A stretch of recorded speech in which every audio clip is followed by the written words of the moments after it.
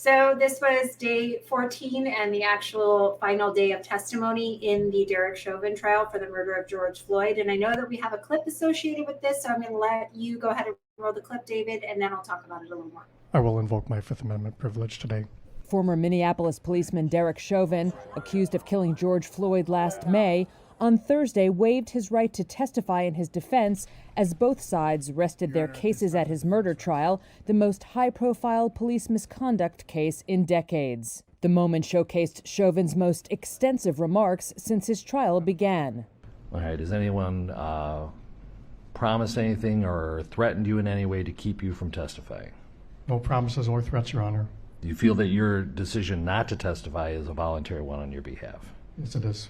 Chauvin's defense, which began presenting their case earlier this week, called witnesses including former Maryland Chief Medical Examiner Dr. David Fowler, who said Floyd, whose death was ruled a homicide at the hands of police, really died of heart disease, and that the exhaust fumes of the adjacent police car may have also poisoned him. Dr. Martin Tobin, a pulmonologist who testified as an expert witness for the prosecution, returned to the stand on Thursday in an effort to undermine Fowler's testimony about carbon monoxide poisoning. Do you agree with that proposition? No, I do not. Tobin told jurors that previously shared data showed that the level of carbon monoxide in Floyd's blood was, quote, within the normal range. Prior to his testimony, prosecutors said they had been contacted by the Hennepin County Chief Medical Examiner who performed the autopsy on Floyd to disclose previously unpublished test results that showed normal carbon monoxide levels in Floyd's blood. But Judge Cahill denied the request to admit the results as new evidence, saying it was too last minute in a way that was prejudicial to Chauvin and warned against Tobin even mentioning it. But if he even hints that there are test results that the jury has not heard about, it's going to be a mistrial. Judge Cahill told jurors they would hear closing arguments on Monday before receiving the case for deliberations. They will be sequestered at a hotel in Minneapolis, whose downtown is filled with National Guard troops and boarded up windows preparing for potential unrest. So yeah, today there was nearly a mistrial because the defense had an expert assert an argument, Dr. Fowler, that it was a potentially carbon monoxide play a role in the death of George Floyd. And the prosecution was like, was the car even on? How can you even tell the car was on? It was like this really just baseless last-ditch effort to create some kind of justification for Derek Chauvin's actions. But what I think is particularly problematic about this entire is the fact that we're even having a trial over this to begin with. This man was murdered at the hands of a law enforcement officer. It's clear, it's on videotape from multiple angles.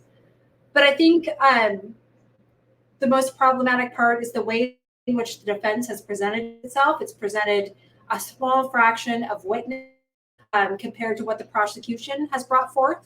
But it's also deployed every problematic stereotype it could possibly deploy related to Black people in order to defend its client. It has claimed that George Floyd was a drug addict. He was large and unruly.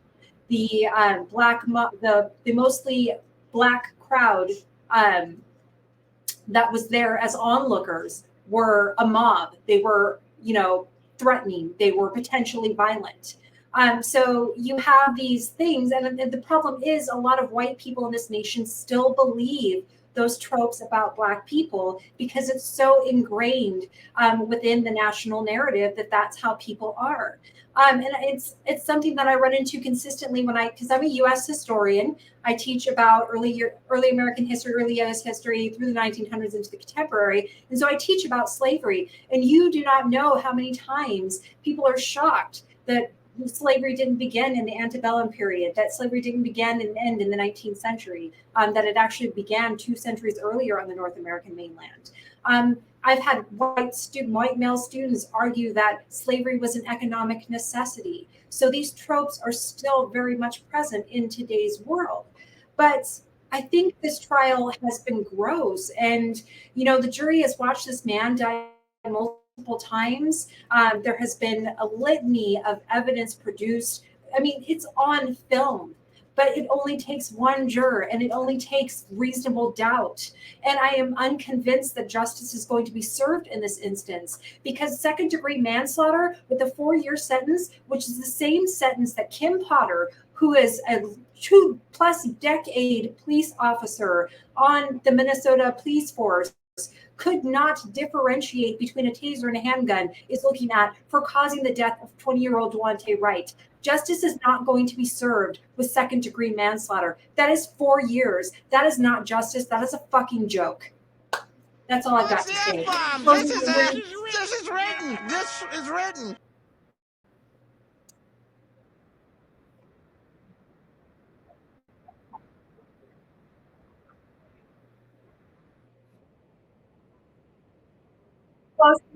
Closing arguments are Monday, and then they will be holed up in a Minnesota hotel downtown, and deliberations will begin. The judge closed out and said, you can expect long deliberations and hope for a short one.